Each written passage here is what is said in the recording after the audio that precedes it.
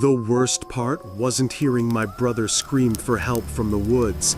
It was realizing, too late, that whatever was out there had never been him at all. It was supposed to be a simple weekend camping trip.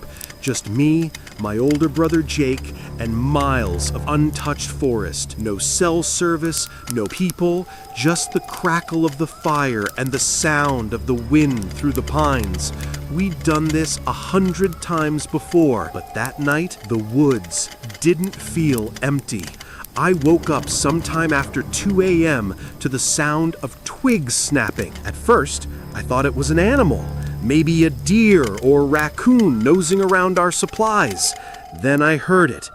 "Chris, help me." Jake's voice. It came from the trees, maybe 30 yards from our tent, ragged, desperate. My blood turned to ice. I scrambled out of my sleeping bag, grabbing my flashlight. Jake wasn't in the tent. His sleeping bag was empty. "Chris, please, it's got me." The voice was his. The panic was his. I didn't stop to think. I just ran. Branches clawed at my arms as I crashed through the undergrowth, the beam of my flashlight bouncing wildly. The voice kept calling, leading me deeper. Then suddenly, it stopped. Silence. I stood there, breath steaming in the cold air, listening. That's when I heard it. A low, wet sound, like something dragging itself over leaves. My light caught movement between the trees. A shape, hunched and too long in the limbs, darting behind a trunk. "Jake?" My voice shook. No answer. Then, from back at the campsite, "Dude, what the hell are you doing?" I whipped around. Jake was standing by the tent, rubbing his eyes, looking pissed. My stomach dropped. "But I heard you," I stammered. "You were screaming for help." His face went pale. "I've been asleep. I didn't say anything." A twig snapped behind me. We both froze. The woods had gone dead quiet. No crickets, no wind, just the slow, deliberate sound of footsteps circling us. Jake grabbed my arm. "Get in the tent, now." We dove inside, zipping the flap shut. I expected something to slam into the thin nylon, to tear through, but nothing did. Just that awful, patient silence. Then, from right outside the tent, Jake's voice whispered, "Chris, why did you leave me out here?" Jake's hand clamped over my mouth before I could scream. His eyes were wide, terrified. He shook his head. "Don't answer." The voice came again, closer now, inches from the fabric. "I'm cold. Let me in." Something pressed against the tent wall. Not a hand. Too many fingers. Too wrong. We didn't sleep. We didn't move. And when dawn finally came, the only trace of what happened was a single footprint in the mud beside our tent. Too large, too deep, and with claws. We never went back to those woods, but sometimes, late at night, I'll hear my phone ring, and when I answer, all I hear is my brother's voice whispering the same two words, "You're next." I've driven over 2,000 rideshare trips, but nothing prepared me for the passengers whose face didn't move until it did. It was just past midnight when I got the ping, a pickup at a dimly lit apartment complex on the edge of town. The fare was decent, and with bills piling up, I wasn't in a position to be picky. The name on the app was just initials, TK. No profile picture. When I pulled up, the passenger was already waiting under a flickering street lamp. Tall, thin, wearing a dark hoodie despite the warm night. No luggage, no phone in their hand, just standing there, still. They slid into the back seat without a word. The interior lights flickered as the door shut, and for a second I thought I saw their face. Pale, smooth, oddly blank, but then the shadows swallowed them again. "Where to?" I asked. Silence. I checked the app. The destination was a house about 20 minutes away. Fine, I pulled onto the road. At first, the only sound was the hum of the engine. Then, about 5 minutes in, the GPS glitched. The screen fizzed, then rerouted us onto a narrow back road I'd never seen before. Trees pressed in on both sides, their branches scraping the roof like skeletal fingers. GPS must be acting up, I muttered, more to myself than the passenger. That's when I felt it. The temperature drop. My breath fogged the windshield. The hairs on my neck stood up. I glanced in the rearview mirror. The passenger was leaning forward, their face now fully visible under the moonlight. Their mouth was stretched into a grin. Too wide, too many teeth, not a human smile, a mockery of one. Our eyes met in the mirror. "You're going the wrong way," they whispered. Their voice was wrong, guttural, layered like two people speaking at once. The GPS screen flashed red, recalculating. Then, in jagged text, "No route found." My hands clenched the wheel. The road ahead was shrinking, the trees closing in. No streetlights, no signs, just endless black. "Where are we going?" I asked, trying to keep my voice steady. The passenger didn't answer. I risked another look in the mirror. They were closer now, their grins splitting wider, impossibly wide, stretching toward their ears. Their eyes were black pits, reflecting nothing. "You already know," they said. The engine sputtered, the headlights dimmed, and then up ahead, a dead end. A rusted gate, chained shut. Beyond it, a crumbling house, its windows dark. The car died. The passenger's hand landed on my shoulder. Cold, heavy. Then, from the back seat, a wet clicking sound, like something unsheathing its teeth. I slammed my foot on the gas. The engine roared to life, the tires screeching. I didn't stop until I hit the highway, my heart pounding loud enough to drown out the sound of laughter still echoing in my ears. I never drove for the app again, but sometimes when I'm alone in my car at night, I'll catch a glimpse of something in the rearview mirror, a face, pale and grinning, mouthing two words. "Missed me?"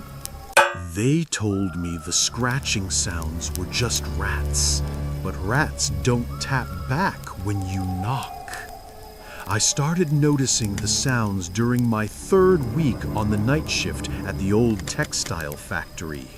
Every night at exactly 2:17 a.m., just as I stepped outside for my smoke break, I'd hear it. A wet, dragging noise coming from the storm drain near the employee parking lot, like something heavy being pulled through standing water. The first few times, I told myself it was just runoff from the factory pipes. Then one night, I heard the tapping. 3 slow, deliberate knocks against the metal grate. I froze, my cigarette dangling from my fingers.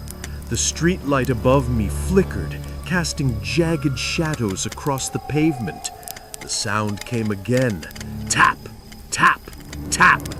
This time faster, almost impatient. "Hello?"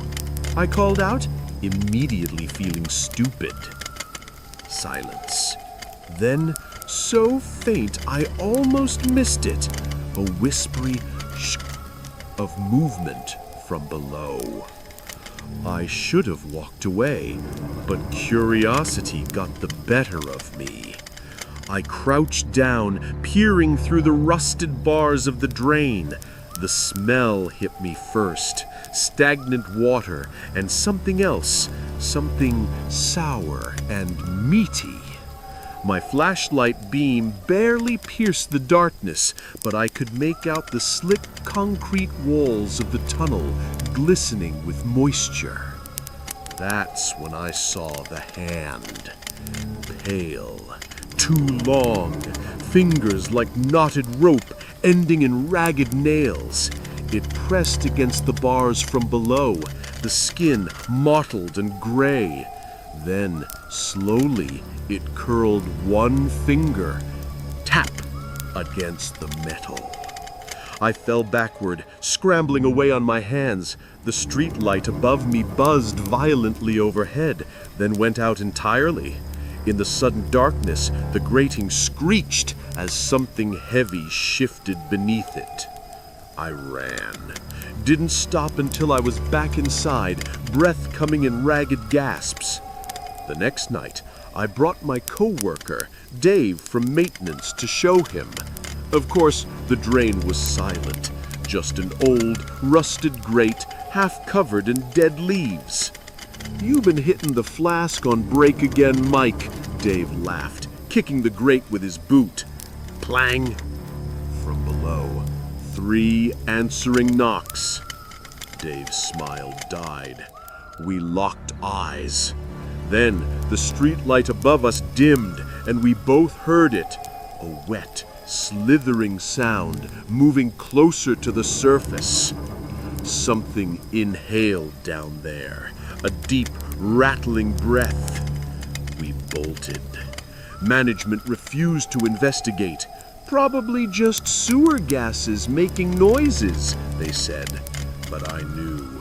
The tapping kept coming every night, growing more insistent. Sometimes I'd catch movement in the corner of my eye, a pale shape just beyond the fence near the drain. Last week, I found the grate slightly ajar when I arrived for my shift. The security camera footage showed nothing, just static at exactly 1:43 a.m. I quit yesterday, but tonight, when I packed my tools into my car, I heard it one last time. A slow, deliberate tap, tap, tap from my basement window. And when I looked down, I saw 5 long, wet streaks on the glass. I moved across town last month, but sometimes when the power goes out during storms, I'll hear 3 soft knocks on the pipes and the faint sound of something breathing in the drains. We thought it was just a scarecrow at first. Then it started moving faster than our car. It was one of those golden Midwestern evenings where the sunset stretches forever, painting the cornfields in shades of amber and blood orange. My girlfriend Sarah and I were driving back from visiting her parents, taking the back roads to avoid traffic. The radio played static-filled country songs, and the air smelled like warm earth through the cracked windows. That's when Sarah grabbed my arm. "Did you see that?" she whispered, pointing to the field rushing past us. At first, I thought she meant the way the corn stalks rippled in the wind. Then I saw it, a tall, impossibly thin figure standing motionless between the rows. It was too dark to make out details, but I caught the faintest glint of something reflective where its eyes should be. "Probably just a farmer," I said, but my hands tightened on the wheel. We drove another quarter-mile before Sarah gasped. "It's still there!" I glanced over. The figure was keeping pace with our car, its long limbs cutting through the corn like the stalks weren't even there. My stomach dropped. We were going 50 miles per hour. Then the headlights caught its face. Pale, stretched too wide, hollow sockets that somehow still managed to stare. Its mouth opened slightly, revealing blackened gums. I slammed the gas pedal. The engine roared as we hit 70, then 80. Sarah was crying now, her nails digging into my thigh. "It's gone," she sobbed. "We lost it." That's when the thump came from the roof. Something heavy dragged itself across the car, the metal groaning under the weight. The temperature inside plummeted. Our breath fogged the windows. Then, silence. The radio died. The engine sputtered, but kept running. We didn't speak, didn't breathe, just stared straight ahead at the empty road. At the next stop sign, Sarah finally turned to look at me and screamed. Reflected in the passenger window behind me was that face, pressed against the glass, its hollow eyes locked onto mine. Its lips parted, and a sound like rustling corn husks filled the car. "You should have stopped when you saw me." I hit the gas so hard we fishtailed. When we finally skidded to a stop miles later, the back seat was empty. But the smell of dry, rotting corn lingered for days. We sold the car last week, but sometimes when I'm alone at night, I'll catch a glimpse of something tall moving between the trees and the faint sound of corn stalks breaking in the distance. The Airbnb listing never mentioned the 3:17 a.m. scratching, or what came after the curtains opened by themselves. I booked the lakeside cabin for the silence. After 6 brutal months of city noise and deadlines, I needed somewhere quiet to finish my novel. The photos showed a cozy A-frame with pine walls and a wall of windows facing the water. The reviews all mentioned how peaceful it was. The scratching started on the second night. I jolted awake at exactly 3:17 a.m. to the sound of something dragging slowly across glass. My first thought was tree branches, but when I turned on the bedside lamp, the birch outside my window stood perfectly still in the moonlight. The sound stopped the moment the light touched the curtains. The next night, it happened again. 3:17 a.m., a dry, splintery scraping along the lower left pane. This time I noticed the cold, my breath fogging in the air, despite the thermostat reading 72 degrees. I texted the host in the morning. "Probably just mice in the walls," she replied. "Old cabin, you know." On the third night, I set up my phone to record. The scratching came right on schedule, but now it sounded higher up. Clawed fingertips testing each window pane one by one. When I checked the video in the morning, there was only 3 hours of static after 3:15 a.m. By the 5th night, I stopped sleeping. I sat propped up against the headboard with all the lights on, watching the curtains. That's when I noticed the stains. 5 faint, greasy streaks near the center seam, like something had pressed against the fabric from outside. At 3:16 a.m., the power went out. The scratching began immediately, louder now, more deliberate. I clutched my flashlight, but couldn't bring myself to turn it on. The curtains began to tremble. Not from wind, there was no wind. They parted just enough to reveal a sliver of moonlit glass, and the face pressed against it. Pale, too wide, eyes black and unblinking. Its mouth stretched into a grin full of splintered teeth, fogging the glass with each breath. Our eyes met. The curtains flew open. I don't remember screaming. I don't remember running to my car in bare feet. I only remember the terrible thump as something heavy landed on the roof and the sound of nails dragging across the windshield as I peeled out down the gravel drive. The host refunded my stay and left a 5-star review. Perfect guest, left the place spotless. But last night, at exactly 3:17 a.m., I woke to the sound of scratching on my apartment's 14th floor window.